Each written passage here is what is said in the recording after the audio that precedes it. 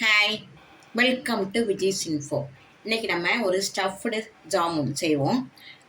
கோவா வச்சு ஸ்டஃப் பண்ணி ஒரு ஜாமுன் செய்யலாம். நல்லா டேஸ்ட்டாக இருக்கும். அதுக்கு நம்ம ஒரு குலோப் ஜாமுன் பவுடர், எந்த பிராண்ட்னாலும் பரவாயில்ல, குலோப் ஜாமுன் பவுடர் எடுத்து வச்சுருக்கேன். அதில் நம்ம கொஞ்சமாக பால் விட்டு நம்ம பிசைஞ்சிக்கலாம். பாருங்கள், இந்த அளவில் மாவு பிசைஞ்சு வச்சு ஒரு தட்டு வச்சு மூடி வச்சிடும். ஒரு 5 நிமிஷம் ஆகட்டும். அதுக்குள்ளே நம்ம ஜீரா காய்ச்சிடலாம் சர்க்கரையை போட்டு. இப்போ சர்க்கரை நான் 1 கிளாஸ் எடுத்து போட்டிருக்கேன். அது மூழ்கிறோட தண்ணி ஊற்றி இதை கொஞ்சம் ரொம்பையும் பாகாமல் ஒரு நூல் வர மாதிரி போதும். பிசு பிசுப்பு தன்மை இருந்தால் போதும். அது வரை நம்ம காய்ச்சி எடுத்துடலாம். இதில் நீங்கள் கலர் பவுடர் போடனா போட்டுக்கலாம். நான் ஒன்றும் போடலை. கம்பி பதம்லாம் வரணும் கட்டாயம் இல்லை. லேசாக பிசு பிசுப்பு தன்மை வந்தால் போதும். இந்த அளவில் இருந்தால் போதும். பாருங்கள், இப்போ நம்ம ஸ்டவ் ஆஃப் பண்ணிட்டு கொஞ்சமாக லெமன் ட்ராப்ஸ் விட்டுறலாம். அப்படியே இருக்கும், இல்லாட்டா கெட்டி ஆயிரும். அதனால் கொஞ்சமாக லெமன் ஜாஸ் விட்டுக்கேன். நல்லா 2 சொட்டு விட்டுக்குங்க போதும்.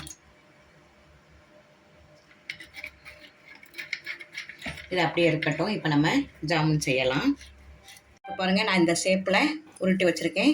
உங்களுக்கு எந்த ஷேப்பு பிடிக்குமோ அந்த ஷேப்பில் உருட்டிக்கிங்க. ரவுண்டாக கூட வச்சு நீங்கள் ஸ்டஃப் பண்ணலாம்.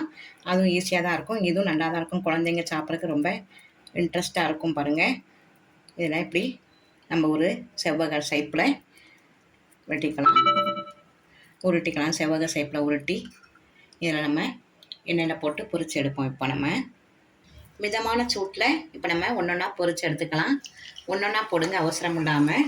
கொஞ்சம் பெருசாக இருக்கிறதுனால ஒன்றொன்னா போட்டு எடுத்துக்கலாம். நல்ல 2 பக்கமும் இந்த கலரில் வந்த பிறகு இப்போ நம்ம எடுத்துடலாம்.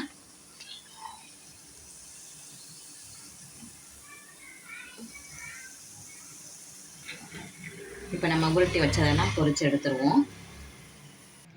பாருங்கள், நல்ல சிம்மில் வச்சு நல்லா பொரிச்சு எடுத்தாச்சு. இப்போ நம்ம இதை கிராஸில் கட் பண்ணிக்கலாம்.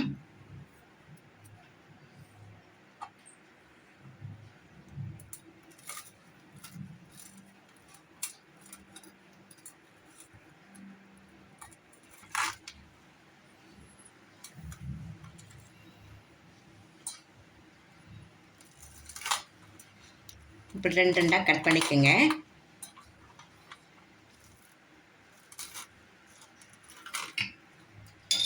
இப்போ இதில் நம்ம ஸ்டஃப் வச்சிடலாம்.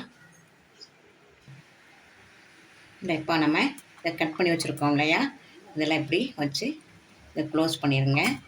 நல்ல காலா ஸ்டஃப்டு ஜாமுன் ரெடி ஆயிடுச்சு.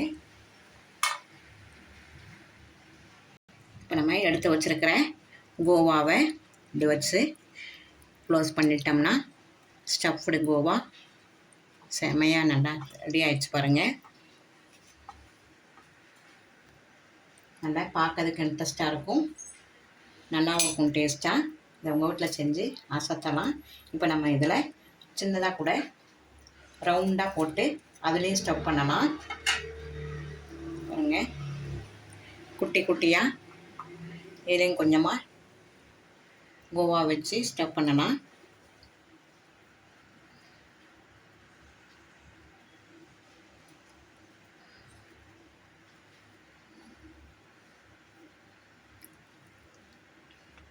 அசத்தலான காலா ஜாமுன் ரெடி ஆயிடுச்சு. பாருங்கள்,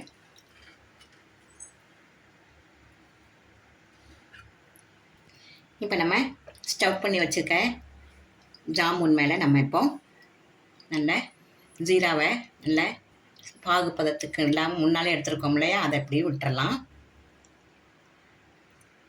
லேசாக பிசு பிசுப்பு தன்மை வந்தால் போதும்.